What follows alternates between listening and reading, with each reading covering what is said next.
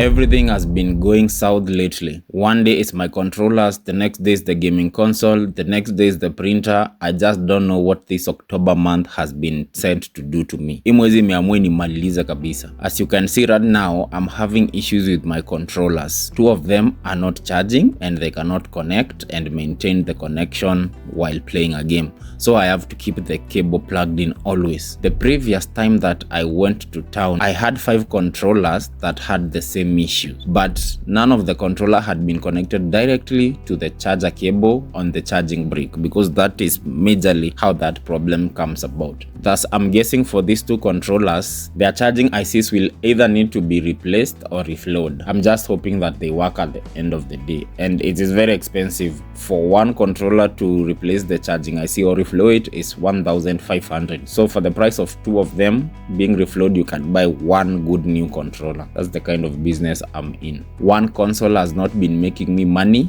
because for the last 2 days there aren't any controllers to work with it. Also, one of the console has not been reading the CDs. Every time I insert a game CD, it doesn't show. So every time I try to play, it says insert disc. For the console with disc reading issues, that is simple. I'll just disassemble the console myself and clean the CD drive and clean the lens, and maybe it will work. That is easy. I've done it before. It always works. Therefore, when I close business today, I'm just going to go with the console to my place and try and just service the console and dust it, and that should fix the problem. By the way, check Mato's contact on the description in case you need your console or its accessories repaired in the Nairobi CBD. You can always contact him. He's going to direct you and you're going to talk to him and he's going to explain everything to you. Well, I came with the console home, but only one minor problem. Actually, a major problem. I left my screws at work. Therefore, I don't have any screws to disassemble the console with. I've tried my crude knife. You all know this knife. You've seen it before. And any other thing that I have in the house, but it won't work. I'm sorry to disappoint my big boy Rian over here. He was really eager to see me disassemble and reassemble the console, but now I just guess I'll have to do it tomorrow at work. I don't like disassembling or repairing the consoles at work because I can't concentrate. So many processes, so many people, so many things. Therefore, concentration is at minimum and it's easy for someone to mess. But I have no choice. I'll just have to do it there. And by the way, I also wanted to disassemble this console so that I can check on an IC in the motherboard. This IC will tell me if this console can be chipped or not. When I say chipped, aka chipping, it just means that should I find that the IC is compatible, this PS will be able to be installed with games that can be played absent the CD or absent downloading or buying them online. It's more like jailbreaking. Is it illegal? No. Is it unethical? Maybe. Depend on how strong your conscience is. The pricing from my guy Steve-O, my plug, who is going to be chipping the console for me, is 4,000 for 10 games. Day 2. I'll also leave Steve-O's contacts in the description. If you want, you can contact him and you can negotiate for your prices. He did for me 4,000 because when I'm promoting, like for example in this video, I'm literally telling you to call him. His number is in the group description. So bei yako inaweza kuwa juu kidogo, but it's okay.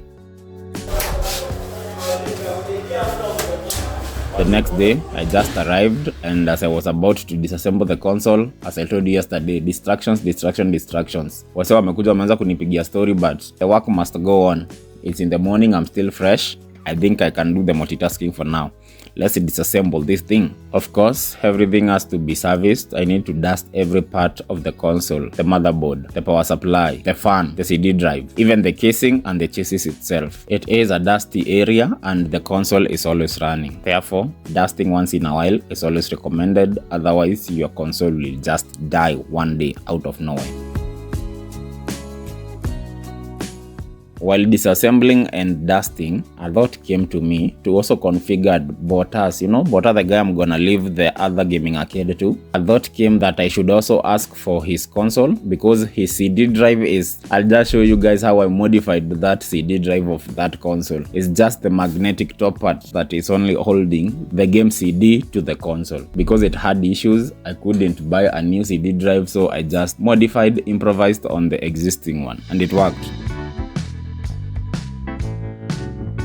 So a thought came to me that, if the target I see of this console proves that this console can be chipped, I will therefore take its CD drive because it works well, it just needs dusting, and transfer it to Bota's gaming console, and then I can have the bad CD drive in this console, because if I take this console to town, they will disassemble it and they will try and take out the good CD drive and replace it with a faulty one, because they know they are going to chip the console. Therefore, what is the point of the CD drive? And they are going to replace it with a bad CD drive and then resell the good CD drive that I had taken the console with, because what is the point of having a working CD drive in a console that will never ever use a CD ever again? Because once a console has been chipped, you can't have a CD in there, it won't even work. So after comparing my motherboard and that of Bota's console, I realized that Bota's console cannot be chipped because its motherboard begins with 9 something, while my console's motherboard begins with A04 something. Earlier, Steve had told me that, well, I disassemble a gaming console and I realized that that specific chip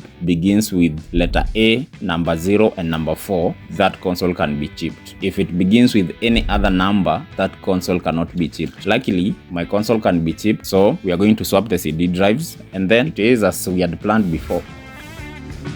Time to reassemble now.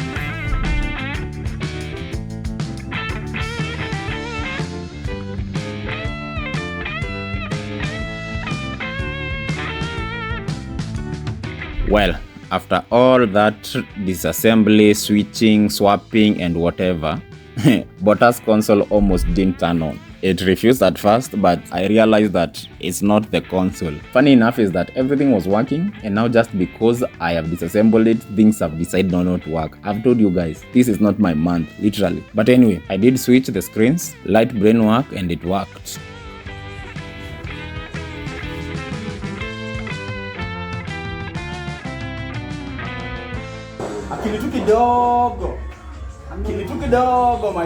The problem was the HDMI. The HDMI apparently has died on this side of the screen, so I need to use the HDMI on the other screen. Weird, right? It's just the month of October. Everything just dying on me. I really hate it. This month should literally end. The console powered on and everything worked well, but now the CD drive is not even working completely. I wonder why. I might have switched some sensitive parts or connected some ribbons the wrong ways. Anyway, I just need to go back in there and redo the entire work again. Remember, to reach to the CD drive of a PS4 console, you almost have to disassemble everything. Let's go back and do it. There's no getting tired now. FYI, I might have ruined a few power on ribbons or motherboard or buttons, because now apparently it won't power on with its original power on button. Now I have to switch power on buttons. Guess where I have to take it? From the one last perfectly working gaming console. I'm afraid if I touch it, I'm also going to ruin it, but I don't have any other choice. I'll just have to do it. Now, this was one of the difficult tasks I've had to do this year, because to be honest, without exaggeration, I think I have reassembled, disassembled, reassembled this console and the CD drive so far for about 9 times, trying to figure out why it won't even recognize that the CD drive has been connected to the console. Yes! Woo! That's me!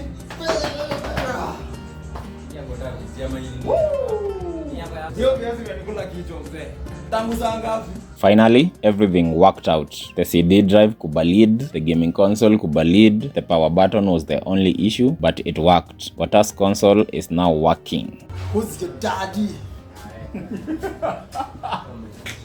But also remember, I had to switch the power on ribbon and board from the only working gaming console to this Bota's console, because when he brought it, it was working. Or he told me it was working actually. I can't be sure by the way. But anyways, wacha nimpigia kujie gaming console yake enda afanye wera. So the guy came, we tested the console, we made sure everything works, and it is what it is. To God be the glory. Kazi safi inakaa mtu yadi. Kwa fine mambo ni. Saambia customer wakucha nafanyanga hiyo kazi. Welcome. 1 minute 37 seconds later. Now let's focus on my gaming console. Obviously, I stripped all the important parts in this console's CD drive because I just need the outer cover of the CD drive, because it also acts as a structural support for the gaming console and it makes the gaming console at least flat and stable.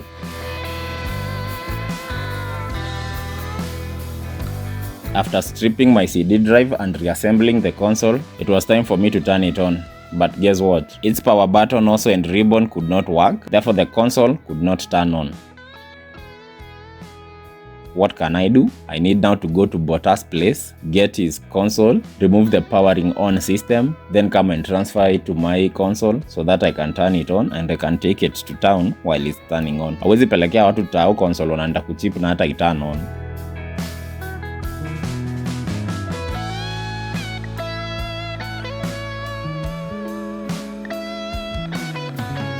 So shughuli ya chap ndo mimi huyo nikaswap teke. Back to my work and swapped the ribbon and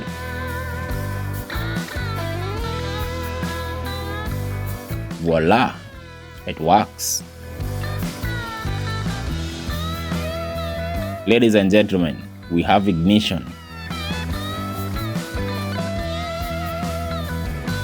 And finally, I completed the reassembly of the prepped console for chipping. Kesho ni siku, tupatane tao. Tomorrow. Mapema ndo best, saa 2 nilikuwa nishafika hapo kwa Mato. Mato kuniona hivi tu na kumuelezea mashida niko nazo, hata alipanic sana. After nimetoka kwa Mato nikashuka hapo kwa Stevo na yeye pia nikamjenga PS. Akaniambia nipatie 4 hours hivi chip na mimi nikamwambia ni sawa, nitarudi hata after 6 hours. So asikuwe na pressure nayo.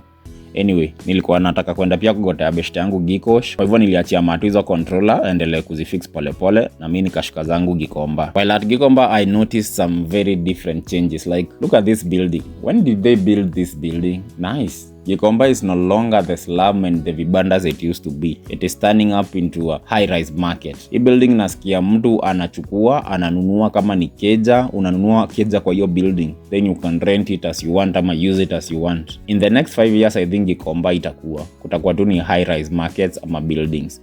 Juadi side ya chini kwa viatu huko kumebomolewa, kwote kuna jengwa. Hakuna place inabaki Gikomba ikiwa mavibanda na matope venye mlikuwa mmezoea. And also people are not many as they used to. And I've noticed that the shoes are quite cheaper than they used to be. Actually, I think now it's only the clothes that are expensive. Juu viatu na zikiuzwa kando ya barabara so 2 so 3. Zile enzi when I used to do the mutumba clothing business, you couldn't find them at the side of the road at that price. Na ni viatu size kubwa, size 45 kupanda. For those who have ever done this business, you know how hard it is to get those sizes at that cheap price, and they are good shoes. Anyway, Gikomba it is. Mimi na boys wangu Devi hapo, we used to be in high school together. Ndo mse mwenye alinionyesha Kanairo ni mimi, ndiye mse alinionyesha jiji Gikomba and all that. Yani yeye ndiye alinichanua in short. So tukachill na yeye hapo kidogo, tukachapa story, tukakula nini. Na by the way, Devi and his parents do have biashara hapo junction ya Kasoso. Kuambia ni mimi nimekutuma. Best mtumba carpets, best mtumba fleeces, best mtumba blankets, best mtumba bed sheets, anything that is floor and bed related, they deal with them. Go check them out.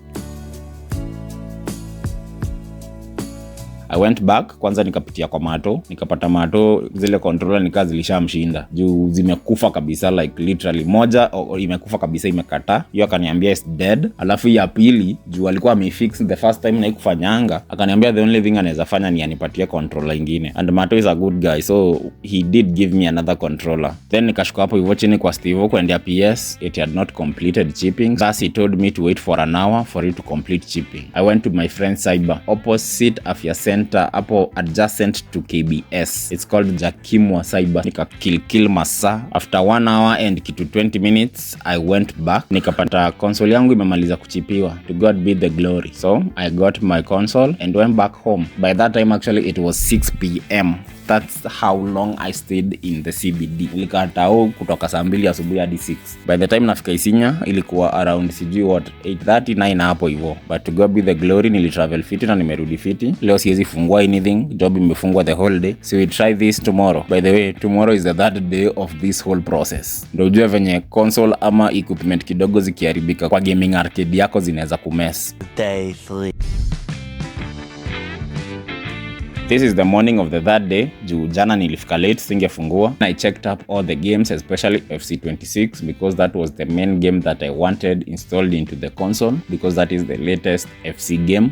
Ndio inanipea pesa. I'll be charging 40 bob for a 5 minutes game. Then if people go for extra time, that's 10 Kenya shillings. Pay for 50 bob for that game with extra time. This is a money maker. This is a money manufacturer. This is a money printer kind of game. Either way, I also checked other games, kina GTA, kina Injustice, kina Witcher, and all other games that were installed. Everything was working perfectly. I even played some of the games because mi siwezi leta kitu mpya ama game mpya alafu watu wacheze mbele yangu, because of why? Mimi ndo nitakuwa kwanza kuicheza. When clients came in, pia niliwa explainia games mpya ziko, nikawafunza venye FC26 kuseti na setiwa, because setting a game for FC26 is different to that one of FC24.